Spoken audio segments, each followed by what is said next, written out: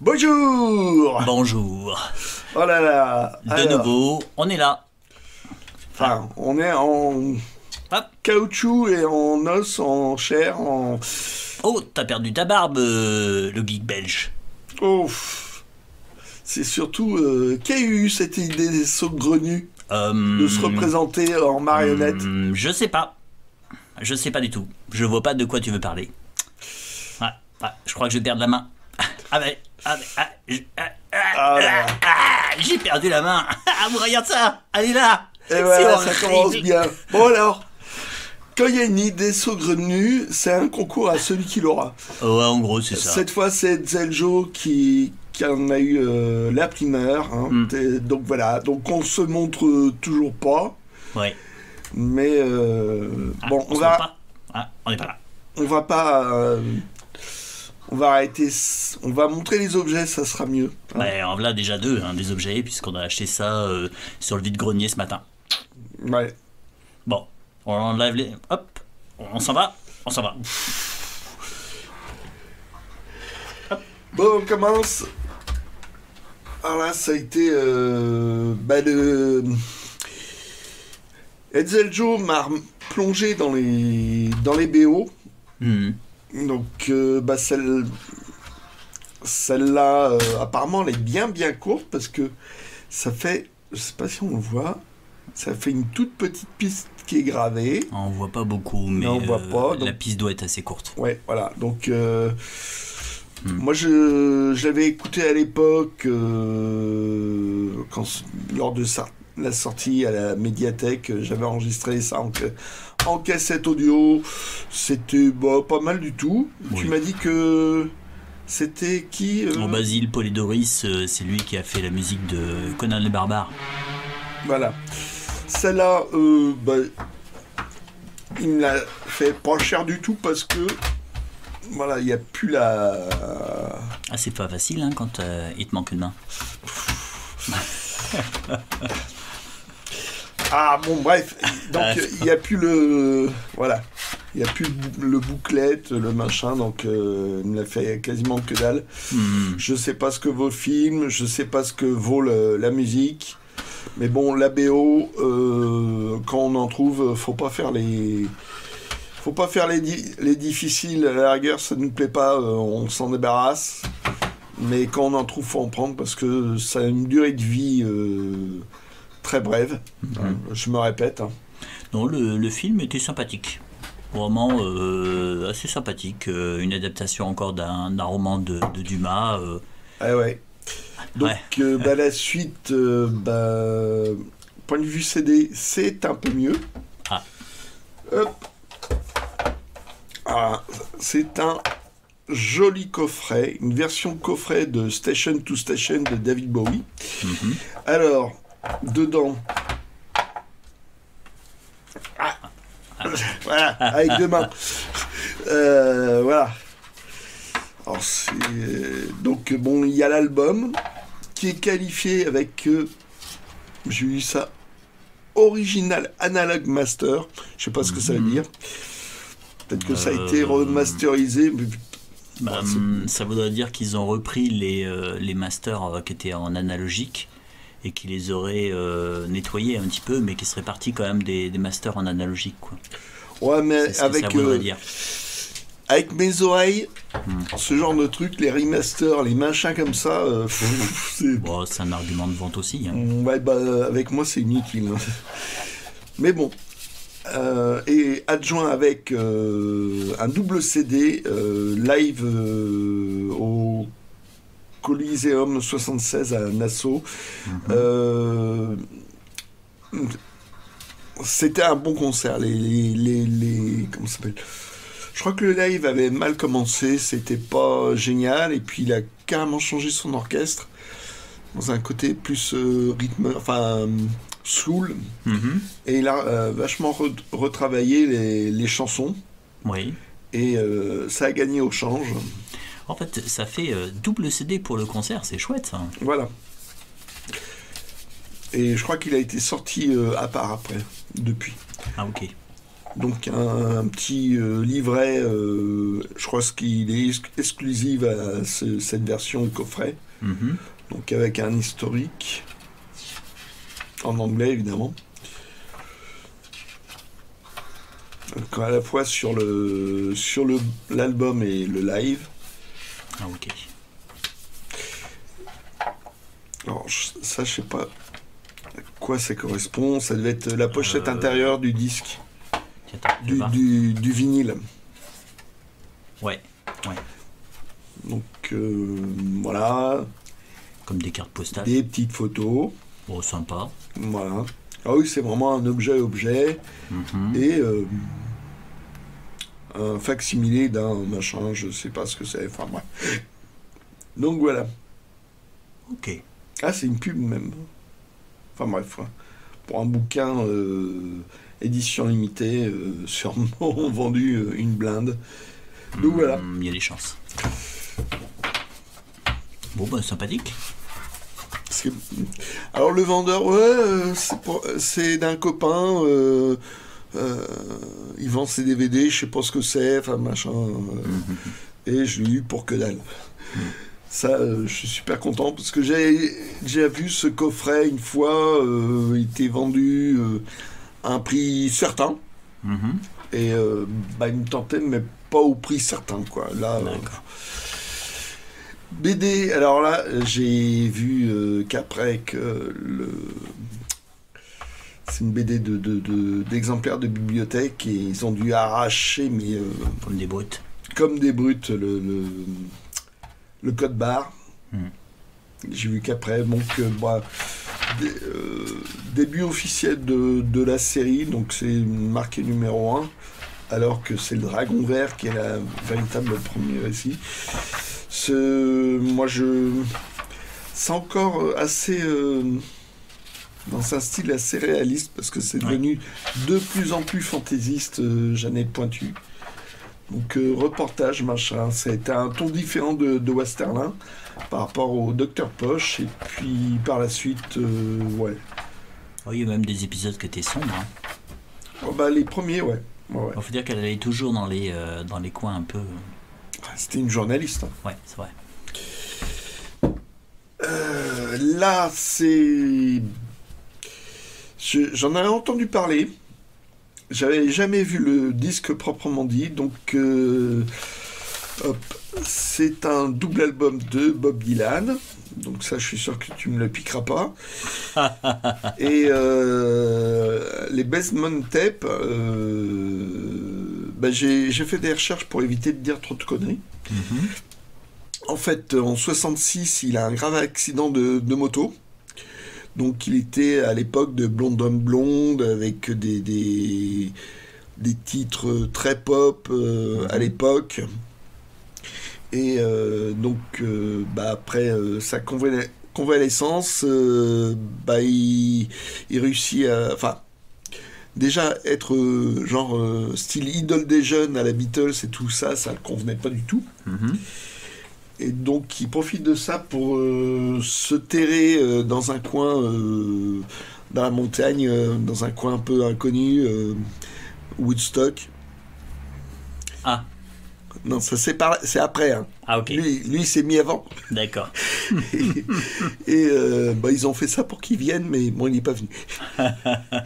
Et donc, en gros, il a vécu un peu en communauté avec The Band, le groupe The Band, avec leur famille. Lui-même venait de se marier discretos. Et... pendant 18 mois, on n'a pas eu de nouvelles de Bob Dylan. Et en fait, dans la cave, il jouait de la musique. Il y a eu des bandes qui ont été enregistrées. Puis après, il a repris sa carrière, tranquillement, de manière différente.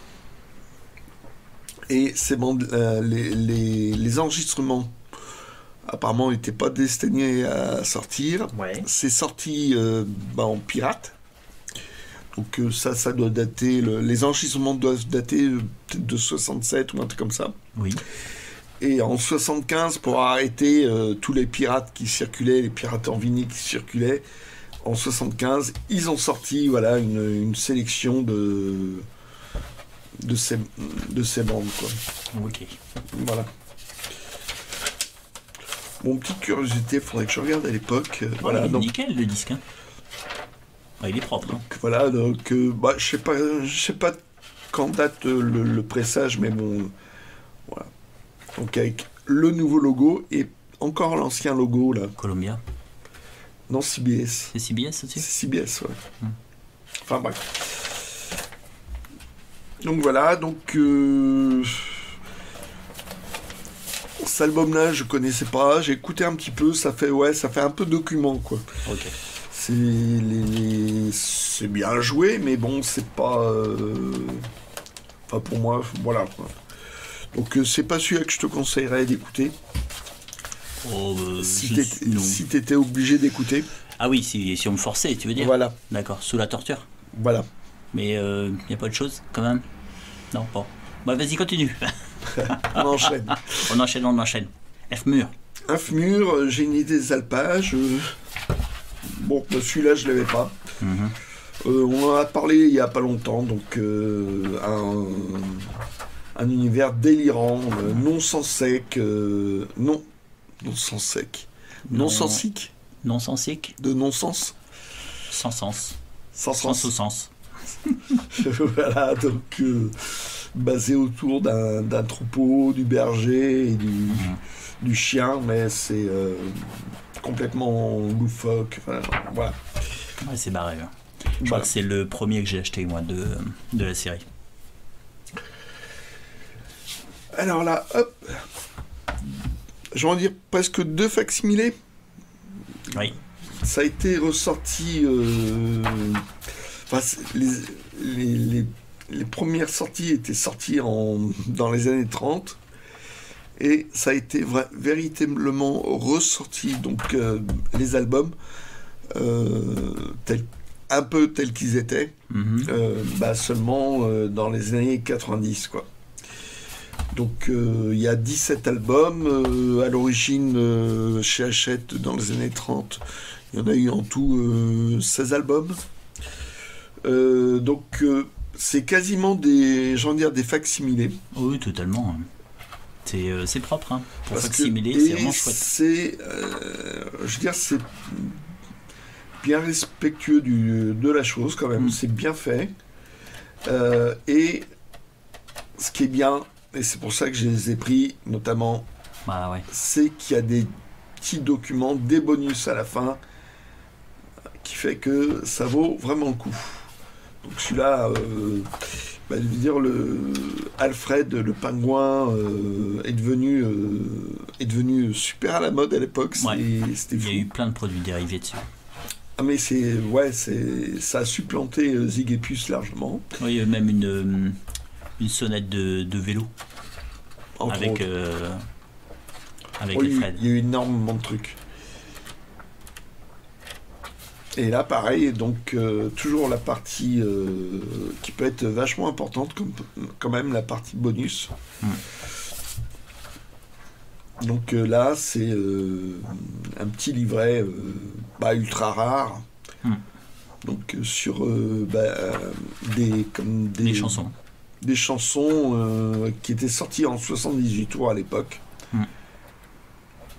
Non, donc des partitions quoi, qui sont extrêmement dures à trouver, avec toujours un petit contexte de l'époque.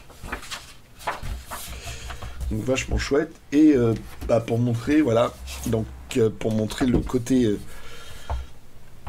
quand même bien, la BD de l'époque, enfin le bouquin de l'époque, donc chez Hachette des années 30.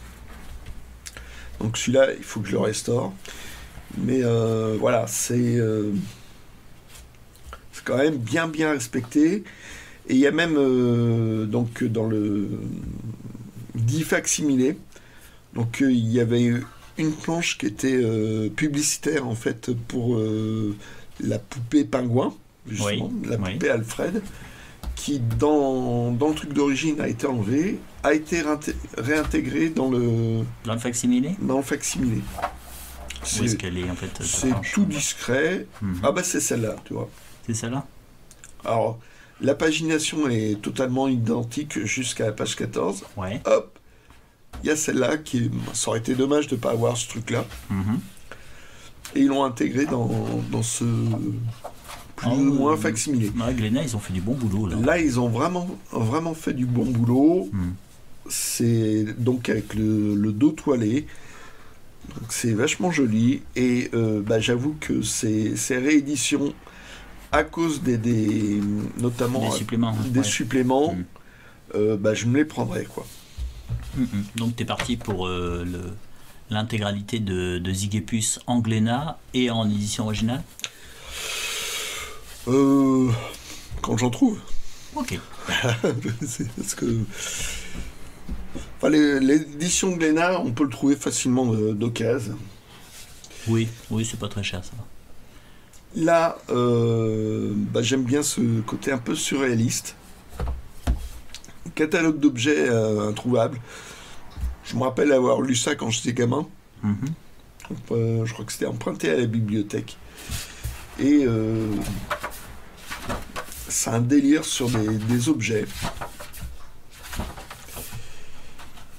Ah, ok. Donc le tampon avec l'empreinte digitale. Ah oui, c'est vraiment des objets farfelus là. Oh oui, non, c'est le diamant de verrier en bague. La scie balançoire. Voilà, c'est la bouteille absorbante. C'est c'est vraiment des faux objets, quoi. Ah d'accord, la machine à coudre avec un animal pour la brosse à dents sans manche. Ah, tu rigoles, mais ça, ce type de brosse à dents, j'ai déjà vu ça pour les randonneurs. Ah. Des petites brosses à dents toutes petites par rapport au poids, pour que ça soit le plus léger possible. N'empêche qu'il y a certains... il y a des bonnes idées. Hein. C'est fait pour être absurde. Ouais. Mais des fois, t'as des gadgets... Et en même temps, c'est des gadgets... T'as des gadgets qui pourraient presque être faits maintenant, quoi. Ouais, totalement. Mais c'était un espèce de catalogue gag. Ouais. Donc ça, c'est le tome 2. Le tome 1... c'est du même acabit, mais bon, là, Tu as déjà le tome 1 ? Non. Ok. Non, mais enfin bon, trouver le... Voilà. Et dans le même esprit, j'ai ressorti mes d'anciennes trouvailles. Voilà, je vais leur montrer celui-là. Ça, par contre, invention extraordinaire. Apparemment, c'est des trucs qui ont existé. Où il y a eu des brevets déposés, quoi. Voilà, où il y a eu des publicités. Donc, une cuillère officinale pour doser. Ah oui, ok. Le couteau fourchette. Laveuse de ménage, tu vois, c'est la couverture pantalon. Ok. Le canon contre la grêle. Et c'est quand même assez ressemblant, quoi. Ouais. Et ça m'évoque un petit peu toutes les publicités qu'il pouvait y avoir dans les vieux journaux. C'est tiré de ça. Ouais, je pense que c'est ça. C'est tiré de ça. Le trottoir roulant. Ah, grand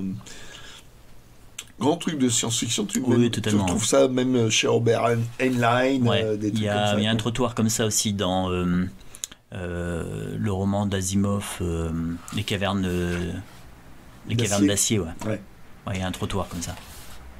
Donc voilà, j'avais pris ça un peu comme un truc analogue des objets introuvables. Ça ressemble assez quand même. Je trouve ça bien rigolo. Ouais, sympathique.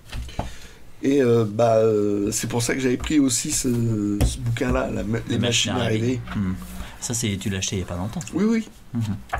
Oui, mais je le ressors, quoi. C'était toutes des machines plus ou moins farfelues, plus ou moins faites sérieusement, d'inventions possibles.